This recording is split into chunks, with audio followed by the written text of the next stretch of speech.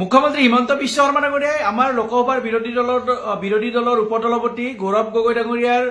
ওপৰত যিবিলাক অভিযোগ আনিছে সেই অভিযোগবিলাক যে মিছা আৰু ভুৱা আৰু যে সম্পূৰ্ণৰূপে যে ৰাজনৈতিক উদ্দেশ্য প্ৰণোদিত সেইবিলাক কথা তেখেতসকলৰ কৰ্মকাণ্ডই প্ৰমাণ কৰি আহিছে। হিমন্ত বিশ্ব শৰ্মা ডাঙৰীয়াই বাৰুকৈ কৈ আছিলে যে ছেপ্টেম্বৰ মাহত SIT ৰিপৰ্ট আহিব আৰু ৰিপৰ্টত মানে গৌৰৱ গগৈ ডাঙৰীয়াৰ পৰিয়ালৰ বিৰুদ্ধে যিবিলাক অভিযোগ আছে সেইবিলাক অভিযোগ সঁচা প্ৰমাণ হ'ব। মানে আচলতে পঞ্চায়ত নিৰ্বাচনৰ বৈতৰণি পাৰ হোৱাৰ বাবে হয়তো এইবিলাক তেওঁলোকে ভুৱা প্ৰচাৰ কৰি আছিল, কিন্তু এনেকুৱা এই সময়ছোৱাতে দাদা ব্ৰিগেডৰ এগৰাকী বিধায়ক দিগন্ত কলিতা ডাঙৰীয়াই তেখেতে বেছি অত্যুৎসাহী হৈ আজি এটা ফেচবুকত পোষ্ট কৰি পেলালে আৰু পোষ্টটোত তেখেতে কমপ্লিটলি গ্ৰাফিক্স ডিজাইন কৰি নিজাকৈ লিখি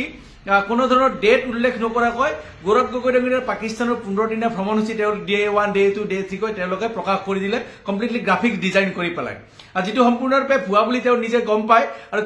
কেই মুহূৰ্তমানৰ পিছত দিগন্ত কলিতা ডাঙৰীয়াই সেই পোষ্টটো ডিলিট কৰি দিলে। এতিয়া কথাটো হৈছে কি, যিবিলাক বিষয় দেশৰ নিৰাপত্তাৰ লগত জড়িত হৈ থাকে সেইবিলাক বিষয়ত আচলতে কোনো ধৰণৰ মানুহে মন্তব্য নকৰে বা মন্তব্যৰ পৰা বিৰত থাকে, কিন্তু যিখিনি সময় পেহেলগামৰ কাণ্ডটোক লৈ আজি সমগ্ৰ দেশবাসীয়ে প্ৰতিৰোধৰ বাবে মানে অন্তৰ জ্বলি আছে বা প্ৰতিৰোধ কেতিয়া ল'ব সেইবিলাক কথা ভাবিছে, সেই সময়তে এগৰাকী বিধায়কৰ দায়িত্বত থকা ব্যক্তিয়ে কেনেকৈ এনেকৈ নিৰাপত্তাৰ লগত জড়িত দেশৰ নিৰাপত্তাৰ লগত জড়িত বিষয়বস্তুৰ ওপৰত এনেকৈ ভুৱা প্ৰচাৰ কৰিব পাৰে সেই কথাই আচলতে ৰাইজৰ মানে মনত আচলতে চিন্তাৰ বিষয় হৈ পৰিছে। লগতে এনেকুৱা এটা নিৰাপত্তাৰ লগত জড়িত বিষয় এটা এনেকুৱা হাইয়তাৰ পাত্ৰ হ'ব বুলি দিগন্ত কলিতা সেই কথাও কিন্তু আচৰিত মানে আমি আচৰিত পাইছো, কাৰণ এনেকুৱা হাইয়তাৰ পাত্ৰ কিয় হৈ গ'ল। যিহেতু SITৰ ওপৰত তেখেতে তথ্য ভুৱা তথ্য এটা দিছে, গতিকে মই এটুকুৰা মানে আহ্বান জনাব বিচাৰিম যে SITয়ে দিগন্ত কলিতাক যদি ভালকৈ জেৰা কৰে তেখেতৰ হাতত গোটেইখিনি আছে, কাৰণ তেওঁ ভ্ৰমণসূচীখিনি তেখেতে গমে দিয়ে দিলে। হয়তো অমিত শ্বাহ মানে আমাৰ গৃহমন্ত্ৰী অমিত শ্বাহৰ হাতত বা গৃহ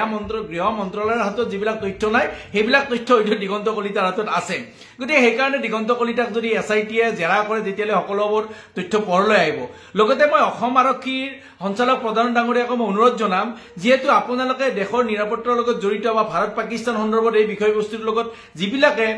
মানে ভুল তথ্য ফেচবুকত প্ৰচাৰ কৰিছে বা যিবিলাক দেশ বিৰোধী কিছুমান মন্তব্য কৰিছে তেওঁলোকক আপোনালোকে গ্ৰেপ্তাৰ কৰি আছে। সঁচাকৈ এইবিলাক কথাত সকলোৱে আদৰণি জনাইছে, কিয়নো দেশৰ লগত আৰু দেশৰ স্বাৰ্থৰ আগত কোনো কথাই হ'ব নোৱাৰে বা দেশৰ আগত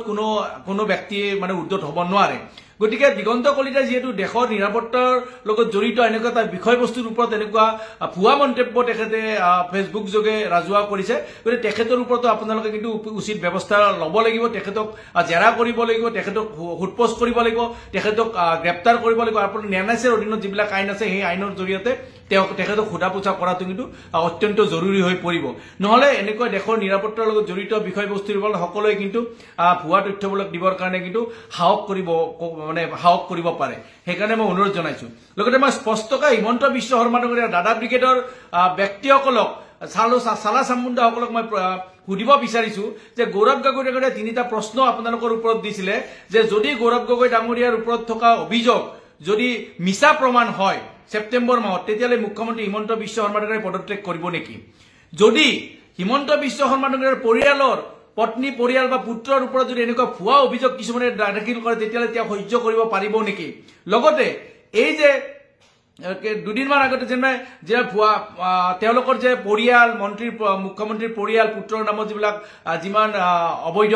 সম্পত্তিবিলাক আছে ইয়াৰ ওপৰত তদন্ত কৰিব নেকি? লগতে মই ক'ব বিচাৰিছো যে হিমন্ত বিশ্ব শৰ্মা ডাঙৰীয়া যে EDয়ে যে প্ৰেছ ৰিলিজ যোগে যে দুদিন আগত জনালে যে অসমত সিন্ডিকেট চলি আছে, এই সিন্ডিকেটৰ মাষ্টাৰ মাইণ্ড কোন আপুনি ক'ব লাগিব। সুনীল বানচালৰ লগত আপোনালোকৰ মন্ত্ৰী পীযুষ হাজৰিকাৰ সম্পৰ্ক এইবিলাক স্পষ্ট কৰিব লাগিব। ৰাজেশ বাজাজে যে এপেক্স বেংকৰ নামত যে ধন জালিয়াতি কৰিছে সেই ৰাজেশ বাজাজক আপোনালোকে তেওঁলোকৰ ওপৰত পদক্ষেপ ল'বনে নলয় সেইটো কথা ক'ব লাগিব। ৰাজেশ বাজাজে টিভিৰ সন্মুখত আহি যে আপোনালোকৰ এগৰাকী বিধায়ক বিশ্বজিৎ ফুকন আৰু এগৰাকী মন্ত্ৰীৰ বিষয়ে যে স্পষ্টকৈ কৈছে তেওঁলোকে যে ৰাজেশ বাজাজৰ পৰা যে প্ৰায় 88 লাখ টকা যে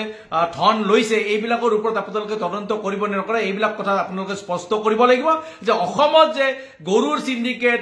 কাঠৰ সিন্ডিকেট আৰু বিশেষ শেহতীয়াভাৱে কয়লাৰ সিন্ডিকেট যে চলি আছে কয়লাৰ সিন্ডিকেটৰ পিছত কোন আছে বা কয়লাৰ সিন্ডিকেটৰ ধন কালৈ গৈ থাকে সেই কথা আপোনালোকে স্পষ্ট কৰিব লাগিব কিন্তু অসমৰ ৰাজ্যক আপোনালোকে বেলেগ বেলেগ কথা কয় মূল বিষয়বস্তুৰ পৰা আপুনি আঁতৰত ৰাখিব বিচাৰিলেও কিন্তু অসমৰ ৰাইজে কিন্তু এনেকুৱা বহি নাথাকে অসমৰ ৰাইজে সঁচাকৈ বিচাৰিছে আপোনালোকে এইকেইটা প্ৰশ্নৰ আপোনালোকে উত্তৰ সোনকালে দিব বুলি মই আশা কৰিম